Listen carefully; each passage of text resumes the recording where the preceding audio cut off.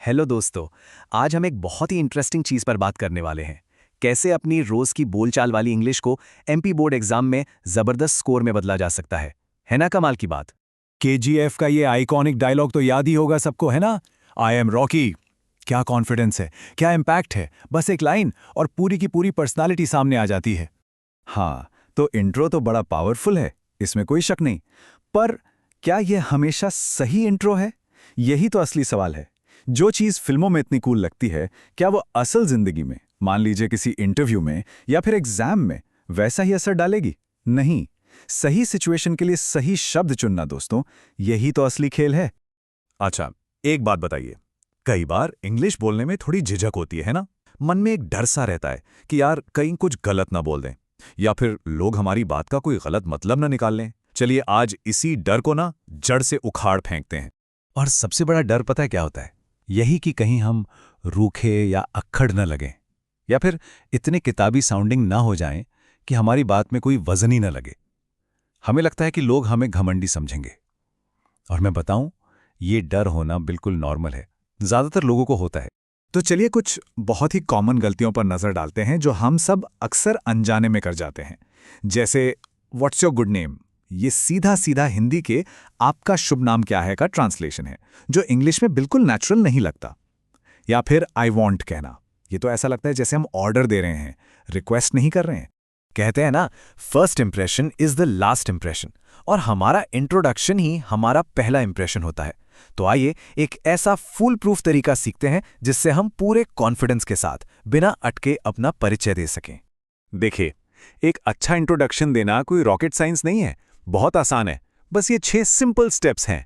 पहले ग्रीट करना है, फिर नाम, जगह, अपनी पढ़ाई या काम के बारे में बताना है, फिर अपनी हॉबीज और आखिर में थैंक यू बोल के खत्म कर देना है। ये एक फ्रेमवर्क है, एक ढांचा जो हमें घबराने से बचाता है और सारी जरूरी बातें हम आराम से बता पाते हैं। देखिए, कितना छोटा सा बदलाव है पर कितना बड़ा फर्क डालता है। गुड नेम की जगह सिर्फ नेम पूछना, बस इतना करते ही हमारी इंग्लिश सही भी हो जाती है और पोलाइट भी। और अगर थोड़ा और फॉर्मल और इंप्रेसिव लगना है तो मे आई नो योर नेम, क्या बात है। चलो, इंट्रोडक्शन तो सेट हो गया। अब बात करते हैं बातचीत में विनम्रता की, पोलाइटनेस की। अब हम उन 2 मैजिकल वर्ड्स के बारे में जानेंगे जो सच में हमारी बोलचाल के अंदाज को पूरी तरह से बदल सकते हैं। और ये 2 शब्द हैं, कुड और वुड। इन्हें सिर्फ शब्द मत समझिए, ये वो जादुई चाबियां हैं जो किसी भी कमांड यानी आदेश को एक रिक्वेस्ट यानी अनुरोध में बदल सकती हैं। अब जरा फर्क देखिए। गिव मी वाटर मतलब मुझे पानी दो। कितना रूखा लगता है ना? अब इसमें सिर्फ कुड लगा दीजिए। Could you please give me some water, मतलब क्या आप कृपया मुझे थोड़ा पानी दे सकते हैं? देखिए, जमीन आसमान का फर्क आ गया। एक ऑर्डर से सीधी साधी सम्मानजनक रिक्वेस्ट बन गई। बिल्कुल वैसे ही आई वॉन्ट अ पेन मतलब मुझे एक पेन चाहिए, ये एक डिमांड लगती है। इसकी जगह अगर हम कहें I would like to have a pen please, तो ये एक विनम्र इच्छा लगती है। यही छोटा सा बदलाव हमारी पूरी बातचीत का टोन बदल देता है। तो इन जादुई शब्दों के पीछे का लॉजिक क्या है? बहुत सिंपल सी साइकोलॉजी है। जब हम कुड या वुड यूज करते हैं तो हम सामने वाले को एक मेंटल स्पेस देते हैं, मतलब उन्हें यह फील होता है कि उनके पास ना कहने का भी ऑप्शन है। और जब किसी को यह आज़ादी महसूस होती है तो हमारी बात उन्हें रिक्वेस्ट लगती है, डिमांड नहीं। ओके, तो अब थोड़ा गियर बदलते हैं। अभी तक जो भी इंग्लिश हम सीख रहे हैं ना, ये सिर्फ किताबों या एग्जाम्स के लिए नहीं है। ये उतनी ही मॉडर्न और जरूरी है जितनी हमारी इंस्टाग्राम की फीड। आजकल हम सब सोशल मीडिया पर एक्टिव हैं, राइट? वहां वाइब, ओटीडी मतलब outfit of the day, blessed जैसे शब्द कितनी बार देखते हैं? और अच्छे कैप्शंस लिखना जैसे I am happy to share that, ये भी तो अच्छी इंग्लिश का ही कमाल है। ये हमारी ऑनलाइन पर्सनालिटी को कितना अच्छा बना देता है। और अब आते हैं सबसे सबसे जरूरी बात पर।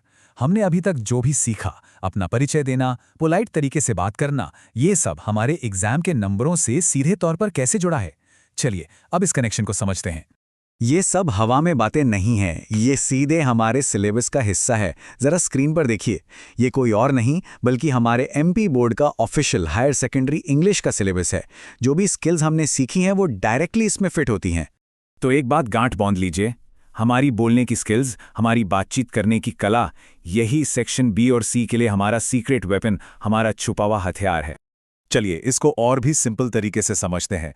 कुड और वुड का सही इस्तेमाल, ये आपको सेक्शन सी में मॉडल्स के ग्रामर वाले सवालों में सीधे सीधे नंबर दिलाएगा। बातचीत की प्रैक्टिस, ये सेक्शन बी में डायलॉग राइटिंग के पूरे 5 नंबर पक्के कर सकती है। और अच्छे फ्रेजेस और वोकैबुलरी, ये हमारे निबंध और लेटर राइटिंग को और भी ज्यादा इंप्रेसिव बना देंगे। मतलब हर स्किल का सीधा कनेक्शन मार्क्स से है। इस एक बात को हमेशा याद रखना दोस्तों, अंग्रेजी सिर्फ एक भाषा नहीं है, ये हमारे व्यक्तित्व का आईना है। हम जैसे बोलते हैं दुनिया हमें वैसे ही देखती है। अच्छी इंग्लिश का मतलब है एक अच्छी कॉन्फिडेंट पर्सनालिटी, चाहे वो असल जिंदगी हो या फिर हमारी एग्जाम की आंसर शीट।